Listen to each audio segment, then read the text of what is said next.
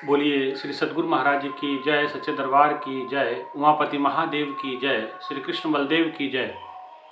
प्रिय भगवत प्रेमियों, हमेशा की तरह आज भी कुछ सत्संग विचारों को लेकर के हम उपस्थित हुए हैं और बड़े हर्ष और सौभाग्य की बात है कि हमारे देश में नवरात्रों का पर्व बड़े धूमधाम से पूरे देश के अंदर मनाया जा रहा है।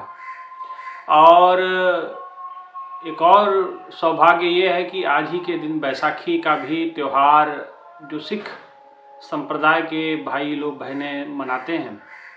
सर्वप्रथम सभी भाइयों बहनों को, देशवासियों को बैसाखी की हार्दिक हार्दिक शुभकामनाएं और नवरात्र की भी हार्दिक हार्दिक शुभकामनाएं। भाइयों बहनों, हमारे देश में ये त्योहारों की जो परंपरा है और इस त्योहार और त्योहारों के बीच में जो आध्यात्मिक रहस्य है, जो ज्ञान अर्जित हम कर सकते हैं, जो ज्ञान की चर्चा इसके अंदर है, जो ज्ञान जो हमारे आत्म कल्याण के लिए बहुत बड़ा एक स्टेप हो सकता है या सीढ़ी का कार्य कर सकता है। ये तभी हो सकता है जब हम किसी पूर्ण संत सतगुरु के चरणों में जा करके उनके मार्गदर्शन में इसकी महत्वता को समझें, इसके रहस्य को जानें, इसके ज्ञान को समझें, इसकी आध्यात्मिकता के बारे में समझें। क्योंकि केवल अगर हम सिर्फ परंपराएं पकड़ के रह जाते हैं तो फिर आप ईश्वर तक नहीं पहुंच पाते हैं। ईश्वर जो आपका परम लक्ष्य है, जिस कारण से आप ये सब करते हैं, वो आप पूरा नहीं कर पाते हैं, आप वहाँ तक पहुँच नहीं पाते हैं। अगर आपको ईश्वर तक पहुँचना है, ईश्वर की प्राप्ति करनी है, माँ की प्राप्ति करनी है, तो आपको उस आध्यात्मिकता को जानना जरूरी है और उस तथ्य के साथ जानना जरूरी है ना। इसीलिए हमें पूर्ण सतगुरु की चरणों में बैठ करके इसके महत्व को जानना पड़ेगा। गुरुदेव आशुतोष महाराज की कृपा से गुरुदेव के साथ 17-18 साल रहने का मौका अवसर मिला है और उनके विचारों को बड़ी बारीकी से हमने सुना है। उनके हर त्योहार के मनाने का एक अनूठा तरीका था, उनका हर कार्य बड़ा अनूठा था। वो बड़े तरीके से किसी भी बात को, किसी भी त्योहार को बड़े सहजता से समझाया करते थे। इसलिए आज भी हम कुछ आध्यात्मिक तथ्यों को लेकर के, आध्यात्मिक कथाओं को लेकर के, पौराणिक कथाओं को लेकर के आज हम नवरात्र पे ही चर्चा करेंगे। आज नवरात्र का 6ठा दिवस है और माता कात्यायनी, जो कि नव दुर्गा में से के जो ये नवरात्र पर्व होता है, उसमें 6ठे दिन माता कात्यायनी की पूजा की जाती है, ऐसा प्रचलन है। और माता कात्यायनी अब ये माता का ही एक रूप है और नव दुर्गा में से ये 6ठा स्वरूप माना गया है, या यूँ कहे कि माता पार्वती के ही ये 6ठे स्वरूप की चर्चा है, कथा है और उनका आराधना है, साधना है। माता कात्यायनी कात्यायनी क्यों कहलाई? क्योंकि माता ने, कहते कि पुत्री के रूप में जन्म लिया कात्यायन ऋषि के आश्रम में, इसलिए कात्यायनी कहलाई। और क्योंकि बहुत बड़ी तपस्या, बहुत अधिक तपस्या, बड़ी तपस्या करने के बड़ी विघ्न और कठोर तपस्या की ऋषि कात्यायन जी ने, और जब तपस्या की तो माँ आदि शक्ति उनके सामने प्रकट होती हैं और वरदान मांगने के लिए कहती, तो उसने अपनी इच्छा व्यक्त की कि माँ अगर कुछ देना ही चाहते वरदान स्वरूपी, तो आप मेरे घर में मेरी पुत्री के रूप में जन्म लें, मेरा सौभाग्य होगा, मेरे जीवन का सबसे अनमोल घड़ी होगी। मुझे अवसर मिलेगा, मुझे ऐसा मौका मिलेगा कि मैं आपके चरणों की सेवा कर सकूं और पुत्री के रूप में आपको देख करके मेरे जीवन का कहते हैं कि मेरे जीवन अनंत में विलीन हो जाएगा। माँ उस पर खुश होती है और माँ ने उसे वरदान दिया और उसी वरदान के फल स्वरूप माता ने कात्यायन ऋषि के घर पे जन्म लिया, आश्रम पे जन्म लेती हैं, वहाँ उनका लालन पालन उन्होंने किया। एक कथा इसमें ये प्रचलन है। और एक कथा ये भी आती है कि उसी समय कहते हैं कि जो महिषासुर है उसका आतंक का बड़ा बोलबाला था। महिषासुर जिसकी बुद्धि में निकृष्टता भरी है, जिसके पास दुस्साहस है, जिसके पास दुष्टता है, जिसके पास शालीनता नहीं है, जिसके लिए कोई मर्यादा नहीं है, ऋषियों को मारना, परेशान करना, देवताओं को उन्होंने स्वर्ग से हटा दिया, उनको हरा दिया और स्वर्ग से हटा करके देव त्राही त्राही करने लगे, भगवान की शरण में पहुँचे। और भगवान जब त्रिदेवों की शरण में वो गए कि प्रभु ऐसी ऐसी बात है और बताइए अब हम क्या करें, हमें कुछ समझ नहीं आ रहा, तो कहते हैं कि भगवान शिव, ब्रह्मा जी और भगवान नारायण के शरीर में से क्रोध के कारण से एक प्रकाश पुंज प्रकट हुआ। तो जिस समय वो प्रकाश पुंज प्रकट हुआ तो वो प्रकाश पुंज एक स्त्री रूप धारण किया और उस स्त्री रूप को ही कात्यायनी कहा जाता है। और कात्यायनी इसीलिए भी कहा जाता है क्योंकि जिस समय वो स्त्री रूप प्रकट हुआ तो उसने आह्वान किया कि सभी लोग अपना अपना आयुध मुझे दें। तो भगवान शिव ने अपना त्रिशूल और नारायण ने अपना चक्र, सुदर्शन चक्र, भगवान ब्रह्मा जी ने अपना ब्रह्मास्त्र, इंद्र ने अपना ऐरावत और अपना वज्र, और सभी देव, सूर्य ने अपना तेज। तो सभी ने अपने अपने अस्त्र शस्त्र उनको प्रदान किए। और जिस समय अस्त्र शस्त्र प्रदान किए तो माता को अस्त्र शस्त्र प्रदान करने के बाद तो सर्वप्रथम पूजा कहते हैं कि कात्यायन ऋषि ने की। तो इसीलिए भी माता की जो पूजा कात्यायन ऋषि ने की थी, इसलिए भी उनको एक कथा में ये आता है कि उनको कात्यायनी कहते हैं, है ना। तो ये माता के इस कात्यायनी नाम के पीछे का अर्थ ये रहा। महिषासुर को मारना, महिषासुर को खत्म करना। महिषासुर क्या है, मैंने पहले भी आपको वीडियो में बताया था कि महिषासुर नेगेटिविटी है।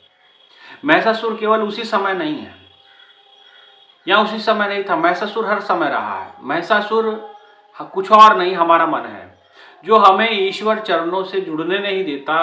महिषासुर जो हमें परमात्मा के चरणों में अपनी लीव लगाने नहीं देता। महिषासुर वो है जो हमें अपने लक्ष्य के प्रति एकाग्र नहीं होने देता, अपने लक्ष्य से हमें भटकाता है, माया भी कह सकते हैं उसे। लेकिन प्रभु की ऐसी कृपा हुई, प्रभु ने ऐसी दया की, माँ ने ऐसी कृपा की, माँ ने प्रकट होकर के उसका अंत किया। और कहते हैं कि महिषासुर को मार भगवान माता ने सृष्टि को उद्धार किया, सृष्टि को का संतुलन बनवाया और देवताओं को पुनः स्वर्ग में स्थापित किया और सृष्टि का संचालन पुनः सुचारू रूप से चलने लगा। तो माता कात्यायनी इनका ये जो रूप है ये बड़ा उग्र स्वरूप है और इसमें माता ने महिषासुर का वध किया, है ना।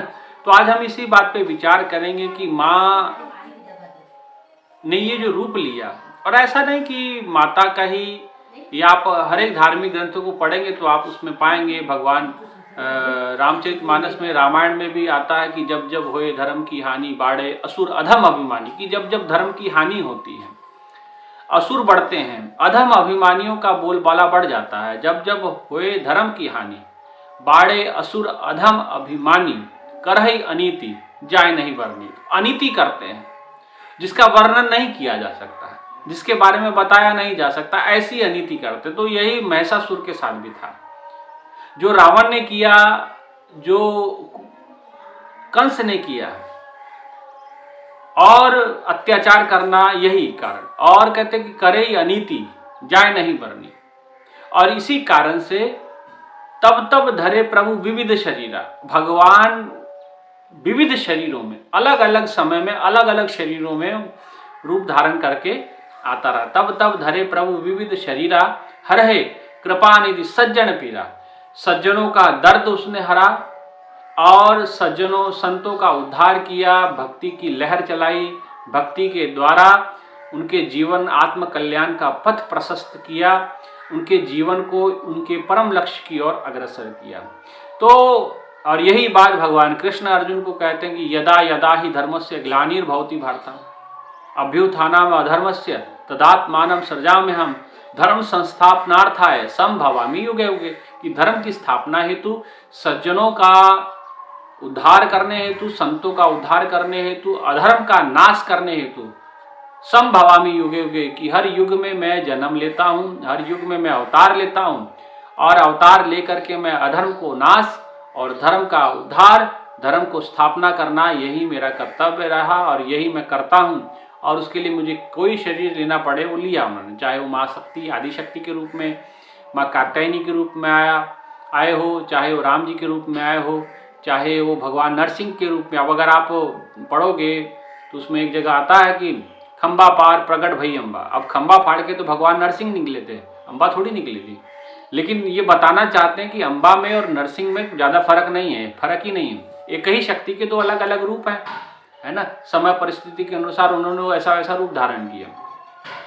तो इसलिए भाइयों बहनों इस कंफ्यूजन में ना रहे कि माँ, अब कई लोग इस रूप में कंफ्यूज हो जाते हैं कि स्त्री, जैसे पूछा गया राम तीर्थ जी से, और उनसे पूछा गया कि ये बताइए कि भगवान मिस्टर है कि मिस है। तो उन्होंने कहा कि भगवान ना मिस्टर है ना मिसेस है, वो तो मिस्ट्री है, वो तो एक रहस्य है, वो तो जाना जा सकता है। अब वो जानने का सब्जेक्ट है, जानने का विषय है, मानने का विषय नहीं है। परमात्मा को भी मानने का विषय नहीं होता, जानने का विषय होता है। इसीलिए कहा जाने बिना होए प्रतीति, और जब तक प्रतीति नहीं होगी, जाने बिना होए प्रतीति, बिन प्रतीति नहीं होए प्रीति। और जब तक जानोगे नहीं, देखोगे नहीं, प्रत्यक्ष होगा नहीं, तब तक प्रीति नहीं होगी। बिन प्रीति नहीं भक्ति दृढ़ आए, और बिना प्रीति के, बिना प्रेम के आपकी भक्ति दृढ़ नहीं हो सकती।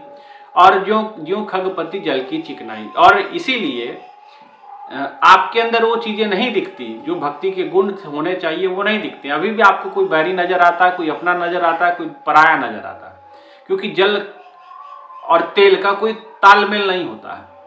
जल को आप पानी को तेल में मिलाइए या तेल को पानी में मिलाइए, घुमाइए, ऐसा लगेगा कि दोनों एक में हैं, एक रूप हो गया है। लेकिन थोड़ी देर जब हिलाना बंद करेंगे तो पानी अलग तेल अलग। तो आज के भक्तों का भी कुछ इसी प्रकार है, उन्हें अभी बैरी नजर आता है, अपना पराया नजर आता है, द्वैत दृष्टि है। कोई अपना नजर आता है, कोई पराया नजर आता है, कोई अच्छा नजर आता है, कोई बुरा नजर आता है। तो भाइयों बहनों अभी परमात्मा की प्राप्ति हुई नहीं है, परमात्मा को समझा नहीं है, परमात्मा को जाना नहीं है, परमात्मा के बारे में थोड़ा बहुत ज्ञान हासिल कर लिया है, जानकारियां हासिल कर ली है, बोलना सीख गए हैं, और उस बोलने के द्वारा हम सोचते कि हम हो गए हैं पूर्ण, भगवान बन गए हम। तो लगते हैं दूसरों को आक्षेप लगाने, दूसरों को लगते हैं उल्टा पुल्टा बोलने, उल्टे पुल्टे कमेंट्स करने। तो ये क्या होता है, ये आपका जो बचकाना हरकत है, ये जो आपकी बच्चों वाली सोच है, ये आपको उठने नहीं देती ऊपर, आपको ऊंचा नहीं उठने देती। अगर आपको ऊंचा उठना है तो आत्मचिंतन करें, आत्ममंथन करें। कबीरदास जी कहते बुरा जो देखन मैं चला, बुरा ना मिलिया कोई, जब मन खोजा आपना तो मुझसा बुरा ना हुए।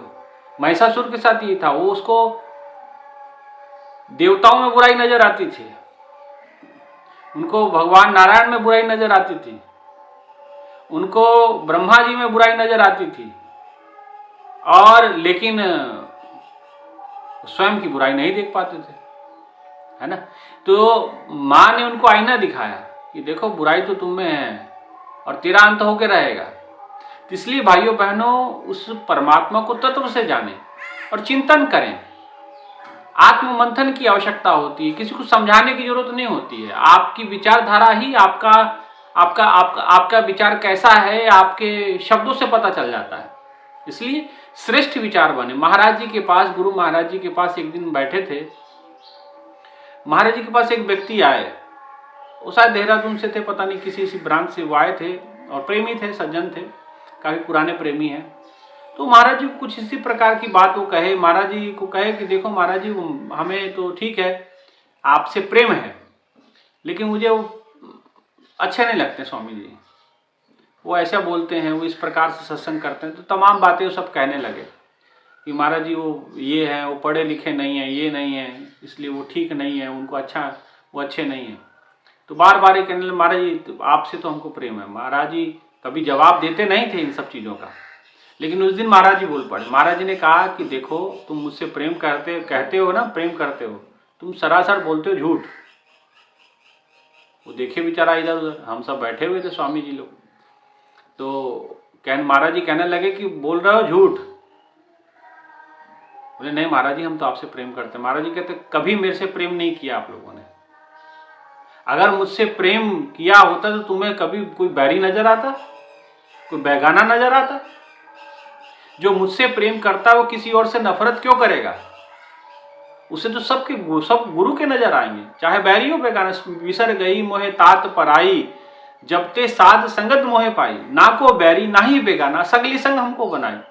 मां ने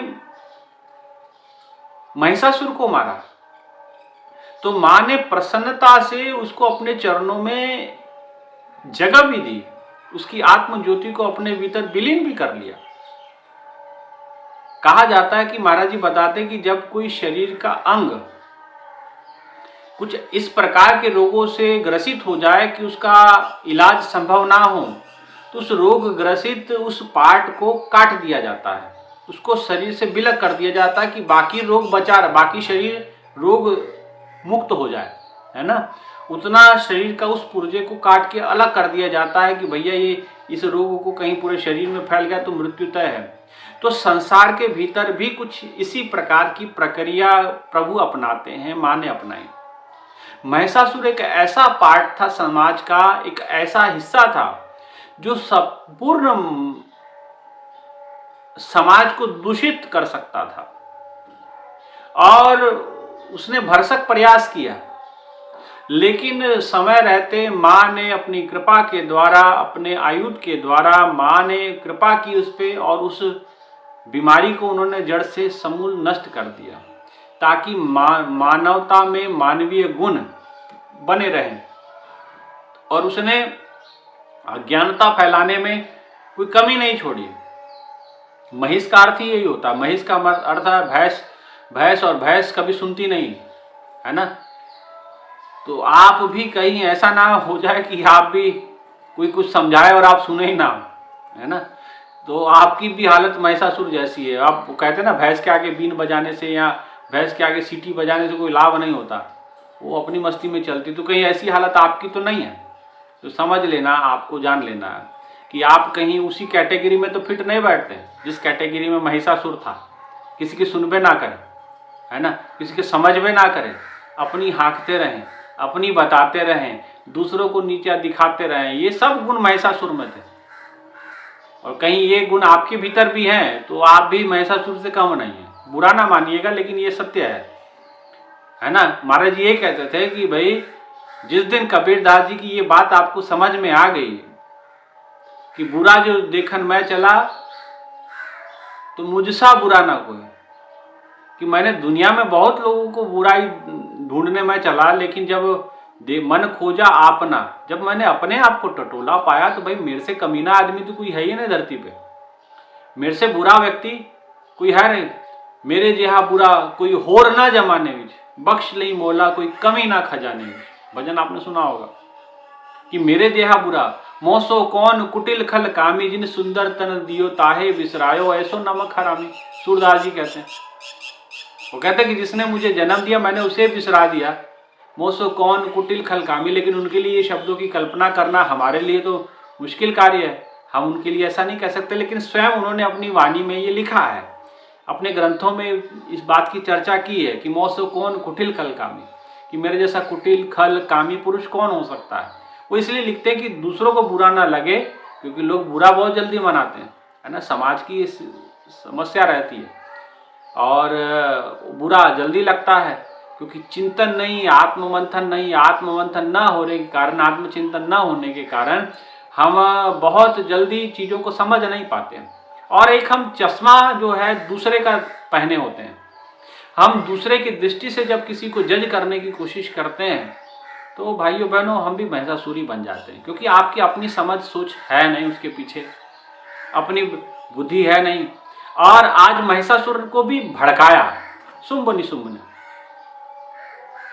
कि भाई तुम इस प्रकार से काम करो, तुम्हारी माँ के साथ ऐसा हुआ। अगर आप इतिहास पढ़ेंगे तो आप पाएंगे कि भाई उसमें किस प्रकार से शुंभ निशुंभ ने अपना व्यू रचा। और शुंभ निशुंभ व्यू रचते हैं और उसमें मोहरा बनता है महिषासुर, क्योंकि बलिष्ठ था, पावरफुल पर्सन था और योद्धा था, ताकतवर था। लेकिन महिषासुर बुद्धि से कम था, दूसरों की सुनता था, शुंभ निशुंभ की बातों में आ गया, वो भड़का दिए, भड़क गया। तो जो दूसरों की बातों के कहे पे काम करते हैं वो भी भाई साहब महिषासुर से कम नहीं होते। एक बात समझ लेना, दूसरों की सुनो जरूर और आत्मचिंतन करो कि ये बोल जो हम किसी की और कहने पे रहे हैं, किसी कहने पे जो काम कर रहे हैं वो काम सही है गलत। आप किसी को नीचा दिखा के, किसी को गलत बोल करके आप परमात्मा की नजरों में प्यारे तो नहीं बन सकते, माँ की नजरों में प्रिय तो नहीं बन सकते, ईश्वर के नजरों के, गुरु के चरण अनुरागी तो बन नहीं सकते। अब कोई मुझे बुरा कहे या किसी और स्वामी जी को बुरा कहे तो किसी को बुरा कहने से आप भगवान के प्रिय बन जाएंगे तो आप कहिए। गुरु नानक देव जी कहते निंदो निंदो मोको लोगो निंदो, कि मुझे निंदो, आप निंदा करो, कोई बात नहीं है, कोई फर्क नहीं पड़ता, क्योंकि निंदक डूबे हम उतरस पारा, मेरे पाप आप धोएंगे। जितनी मेरी निंदा करेंगे, जितने आप किसी और की, चाहे मेरी चाहे किसी की भी समाज में जिसकी भी निंदा आप करेंगे, उसके पाप आप अपने सर पे लेंगे और उसको साफ करते जाएंगे, उसके पापों को आप क्लियर करते जाएंगे और आप उस गर्त में डूबते जाएंगे, है ना। इसलिए भाइयों बहनों समझें, जाने, ये आत्मचिंतन का मार्ग है। आज महिषासुर क्या है? यही है, आत्मचिंतन न होना ही महिषासुर का होना है। आत्म केंद्रित ना होना, आत्मा पे फोकस ना करना, हम ईश्वर चरणों पे फोकस नहीं करते, माँ के उस आदि शक्ति स्वरूप को नहीं जानते और उस आदि शक्ति को न जानने के कारण आज वो माँ को ही, माँ से लड़ने को तैयार हो गया। जो आदि शक्ति जिसकी सृष्टि जिसने रची, एका माई जगत भी आई, जिसने सारी सृष्टि की रचना की, आज उसी से वो लड़ने को आतुर हो गया। देखिए बुद्धि कैसी है। आप आज ना भगवान माँ को पूजा करते हैं, लेकिन वो समय कैसा होगा, वो दृश्य कैसा होगा जब माँ से ही लड़ने के लिए उद्यत हो गया हो। ऐसा क्या उसके दिमाग में, कान में घोल करके उन्होंने डाल दिया शुंभ निशुंभ ने, कि जो आदि शक्ति से लड़ने लग गया। आदि शक्ति तो आज हम मान रहे हैं ना, माँ को परम ईश्वरी तो हम मान रहे हैं, उसने नहीं माना। दुर्योधन ने भगवान कृष्ण को कभी भगवान नहीं माना, रावण ने कभी भगवान को भगवान नहीं जाना। जाना होता तो ये स्थितियां नहीं होती, पूरा कुल बर्बाद हो गया उनका, विभीषण मात्र बचा, दुर्योधन का सारे कौरव सेना खत्म हो गई, है ना। तो कहने का मतलब भाई आत्मचिंतन नहीं किया, आत्ममंथन नहीं किया, दूसरों के बातों पे रहे।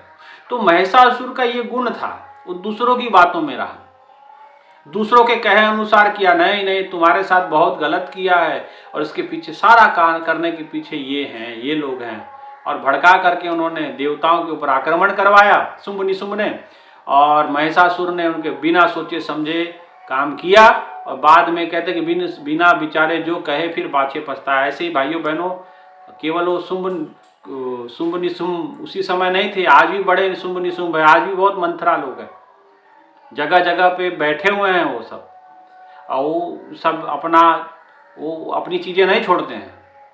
उनको लगता है कि जो हम कर रहे हैं वो बिल्कुल सही और सटीक है, 100% प्योर है हम, और ये बहुत बड़ी भूल है। इस संसार में सबसे प्योर कोई होता है तो सतगुरु होता है, और सबसे प्योर ईश्वर और गुरु के अलावा धरती पे कुछ हुआ नहीं करता है ना। तो और आप स्वयं अधूरे हैं, पूर्ण तो हुए नहीं हैं। आपको क्या मिलने वाला है, क्या करने जा रहे हैं वो आप कहते हैं कि भाई ऐसे अपमान किसी का करते रहेंगे, शब्दों में शालीनता नहीं रखेंगे, तो फिर कहते हैं ना, संत अवज्ञा कर फल ऐसो, जरे घर अनाथ के जैसो। या संतों की अवज्ञा करोगे, संतों का अपमान करोगे, संतों का छोड़ो कि आम आदमी का भी अपमान करे, तो महाराज जी कहते थे कि भाई ये ठीक नहीं होता, किसी को अपमानित करना सही नहीं होता। इसलिए सोचे विचारे महिषासुर ना बने। महिषासुर ने बिना विचारे काम किया और बाद में उनको माँ के हाथों उनका वध हुआ, क्योंकि आतंक उसने बहुत फैलाया लोगों के कहने पे, है ना। तो कहीं ऐसा ना हो, क्योंकि बहुत सारे लोगों ने बहुत कुछ बोलते हैं वो लोगों के खिलाफ, और बहुत सारे लोगों को भड़काने का काम लगे हुए हैं। आज भी समाज के अंदर बहुत सारे ऐसे तत्व हैं जो संतों के खिलाफ बोलते हैं, और जिनके खिलाफ बोलना, ये जितने लोग बोलने वाले हैं आज मेरे YouTube चैनल पे कमेंट्स कर करके बहुत कुछ बोलते हैं लोग। इनसे मैं पूछता हूँ, जाके शराब के ठेके पे जाके क्यों नहीं लड़ते हो आप? वो शराब जो बांट रहे हैं, शराब जो पिला रहे हैं, दुकानें खुली हुई हैं, जाके लड़ो उनसे। हमारी बातें बुरी लगती हैं, हमारी बातें अच्छी नहीं लगती, हम सत्संग सुनाते हैं, सीधी सीधी बातें, हम महाराज जी की बात कहते हैं, हम ईश्वर की चर्चा करते हैं। ठीक है, ईश्वरीय ज्ञान मुझे पूर्ण नहीं है, मैं कोई भगवान नहीं हूँ, मैं तो एक छोटा सा जीव हूँ जो अपनी टूटी फूटी वाणी से प्रभु की महिमा को गाना चाहता हूँ और गा रहा हूँ। आप मेरा सहयोग करें, आप मेरा नहीं कर सकते तो कोई बात नहीं, आपको नहीं अच्छा लगता आप छोड़ के जाए, लेकिन पीछा क्यों करना, पीछा उल्टा पुल्टा क्यों बोलना, है ना। भाई मेरे परिवार के लोग हैं, मेरे माता पिता सब चीज़ें देखते हैं, उनको बुरा लगता है, मुझे बुरा नहीं लगता लेकिन उनको लगता है। भाई आप ही हैं, आपके बच्चों को कोई इतना कुछ उल्टा पुल्टा बोल दे तो कैसा महसूस होगा, अच्छा नहीं लगेगा ना। तो वैसे ही हमारे भी माता पिता हैं, हमने 20 साल महाराज जी के चरणों में लगाया, और फिर उसके बाद आप क्या कह रहे हैं, इस प्रकार का क्या प्रतिफल दिया आप लोगों ने, है ना। तो इसीलिए महिषासुर ना बने। महिषासुर बिना विचारे बातें कहता था, और फिर बाद में अंतोगत्वा आप जानते हैं गति क्या है। तो ये नवरात्रों का सीजन चल रहा है, माँ कात्यायनी का 6वां दिवस, तो माँ कात्यायनी की पूजा हमें सिखाती है कि अधर्म के खिलाफ बोलिए। हम कोई अधर्म तो कर नहीं रहे, हम किसी के बारे में तो नहीं कुछ बोल रहे, हम तो ईश्वर की महिमा गा रहे हैं। जितनी भगवान ने हमको समझाया, जितना गुरु महाराज जी ने कृपा की हम पे, जिस लायक हम थे उसने दिया, और जितनी बुद्धि हमारी ग्रहण करने की शक्ति थी हमने ग्रहण किया, और जितनी बोलने की क्षमता है, जितना समझ हमको आई उतना हम समझा सकते हैं, उससे अधिक तो हम कुछ नहीं कर सकते, है ना। तो अगर आपको विरोध ही करना है, गलत ही विरोध करना है तो करे, कोई दिक्कत नहीं है, लेकिन शालीनता में रहे। और विरोध करना है तो जाइए शराब के ठेकों का कीजिए ना, इतने शराब के ठेके खुले हुए हैं, रुकिए। कितना अधर्म होता है, क्राइम रिपोर्ट उठा के देखिए, जितने भी रेप होते हैं, जितने भी बलात्कार होते हैं, जितने भी ये गलत हरकतें होती हैं, या चोरी होती हैं, चकारियाँ होती हैं, लूट खसूट होती है, 98% क्राइम रिपोर्ट कहती है भारत सरकार की कि सब शराब के नशे में होती है, किसी प्रकार के नशे में होती है। पंजाब में इतना नशा वितरण होता है, उसके खिलाफ बोलिए, आप बोलिए, खुल के आइए सामने। जैसे आप लड़ने के लिए उद्धत हो जाते हैं, कहीं भी जाते हैं अपनी तलवारें निकाल लेते हैं, तो जाइए शराब के ठेकों पे लड़िए ना, उनको फोड़िए, उनकी जाके दुकानें। वहां नहीं जाएंगे क्योंकि वो भी डंडे लेके बैठे हुए हैं, फोड़ेंगे सर वो भी आपका, वहां नहीं जाना है। तो हम प्रभु की महिमा गा रहे हैं तो वो बुरा लगता है, वो अच्छा नहीं लगता है। राम जी ने धनुष तोड़ा और सारे नेता जितने राजा थे भगवान से लड़ने आ गए कि आज छीन लो राम, मार दो राम को, छीन लो सीता को। लक्ष्मण जी ने कहा ठहर जाओ, मैं बताता हूँ तुमको। राम जी ने तो धनुष तोड़ ही दिया है, बाकी काम मैं पूरा करता हूँ, है ना। तो यही दुनिया की रीत है, कोई अच्छा करेगा तो उसके प्रशंसक नहीं बनेंगे और उसके पैर खींचने वाले बथेरे मिलेंगे। माता सीता राम जी का मिलन होने जा रहा है, आत्मा परमात्मा की ओर बढ़ रही है, कोई भक्त भगवान की ओर बढ़ना चाहता है, किसी सिस्टम में वो फिट नहीं बैठा, ठीक है। तो भाई ऐसा थोड़ी कि उसका जीवन खत्म हो गया, या गुरु की कृपा उसके ऊपर से हट गई, ऐसा थोड़ी है कुछ। सतगुरु के जन्म में कौन मिटाए? जिसने सतगुरु ने जिसको जन्म दे दिया उसको मिटा सकता कोई? गुरु महाराज जी कहते जन्मों जन्मों का रिश्ता है, ईश्वर के साथ हमारा जन्मों जन्मों का रिश्ता है। तो इसलिए आप ये सब चीजें कह करके कुछ होने वाला नहीं, महिषासुर ना बने। माँ नवरात्र में ये जो पूजा हो रही है, कात्यायन माता की जो पूजा हम करते हैं, ये हमें ये सिखाती है कि भाई महिषासुर ना बने, नहीं तो माँ स्वरूप जिस समय प्रकट होता है तो वो विनाश करता है महिषासुर का, फिर बुरा लगेगा, फिर विध्वंस होता है ना। और आप अपनी साधना भ्रष्ट कर लेते हैं, अपने ही नियम को आप भ्रष्ट कर लेते हैं। आपको ज्ञान दिया गया साधना करने के लिए, वाणी दी गई प्रभु की महिमा गाने के लिए, आप गाने लगे कुछ और, है ना। विरोध करना तो गलत चीज़ों का करें, हमने तो कभी किसी को गलत कहा नहीं। आप हमारे बारे में बहुत कुछ गलत गलत कमेंट्स करते हैं लोग, लेकिन ठीक है, हम कभी रिप्लाई नहीं करते। हमें लगता है महाराज जी ने कहा था कि क्या बोलना, इतना महत्व क्यों देना किसी को। महाराज जी कहते थे, मैंने महाराज जी से एक दिन पूछा था, महाराज जी इतना कुछ बोलते हैं लोग कि आपके विषय में, तो आप कभी मंच पे कभी आपने उनका रिप्लाई नहीं किया। महाराज जी कहते हम उनको अहमियत ही नहीं देते, हम क्यों रिप्लाई करें। रिप्लाई तो हम किसी भक्तों की बात का कर सकते हैं, जो मेरे से पूछेगा, कोई सवाल पूछेगा, कुछ ईश्वर के विषय में पूछेगा तो मैं जरूर बताऊंगा। लेकिन कोई इस प्रकार से ऊट पटांग बातें कहे तो हम थोड़ी उसके पीछे पीछे उनकी बातों को इतना तवज्जो देंगे। तो मैंने भी वही फार्मूला, हम बिल्कुल तवज्जो नहीं देते चीज़ों को, है ना। लेकिन ये नवरात्र का पर्व चल रहा है, इसमें माँ, और मैं जो समझाना चाहता हूँ कि महिषासुर क्या है, यही महिषासुर है। शुंभ निशुंभ के कहने पे सब उसने तबाही मचाई पूरे विश्व के अंदर। माँ को देखा नहीं गया, माँ ने अपना रूप धारण किया, त्रिदेवों ने अपने आयुध दिए, सभी देवताओं ने उनको अपना अपना अस्त्र शस्त्र दिया, और माँ ने उस अस्त्र शस्त्र सामूहिक शक्तियों के द्वारा माँ ने उग्र रूप धारण करके महिषासुर का वध किया और सृष्टि को महिषासुर के आतंक से मुक्त किया, सृष्टि का संतुलन बनाया, सृष्टि को धर्मयुक्त बनाया। तो हम भी अपना इस सृष्टि को, धरती को, अपने कम से कम अपने घर को तो धर्मयुक्त बना लें। हम तो अपने घर को धर्म के गुणों से संचित कर लें, अपने आप को धर्म से युक्त बनाएं। यही माँ कात्यायनी की असल में पूजा होगी, है ना। माँ कात्यायनी कुछ और नहीं, महिषासुर मर्दनी है, महिषासुर को मारने वाली है।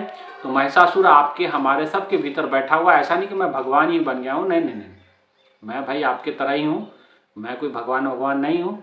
मैं तो एक साधारण सा गुरु महाराज जी का शिष्य हूँ। अपने आप को तो मैं गुरु का शिष्य ही मानता हूँ। आप माने चाहे ना माने, भाई मैंने तो महाराज जी से जो सीखा मैं तो वो कहूँगा, मुझे आप रोक नहीं पाएंगे। और महाराज जी ने कहा था कि तुम लोगों को हमने इतना कुछ दे दिया है, आप कभी भी कहीं भी जाएंगे आप दूर से पहचाने जाएंगे। वही हो रहा है। और महाराज जी कहते हैं कि कभी कांच और हीरा पहचान अलग आ जाती है। महाराज जी कहते कहीं भी जाओगे, दुनिया किसी कोने में जाओगे, आशुतोष महाराज जी से अलग ही पहचान में आएंगे, है ना। इसीलिए हमारी पहचान अलग है, लेकिन ठीक है, और आपकी अपनी समझ है, हम उस समझ को कुछ नहीं कर सकते।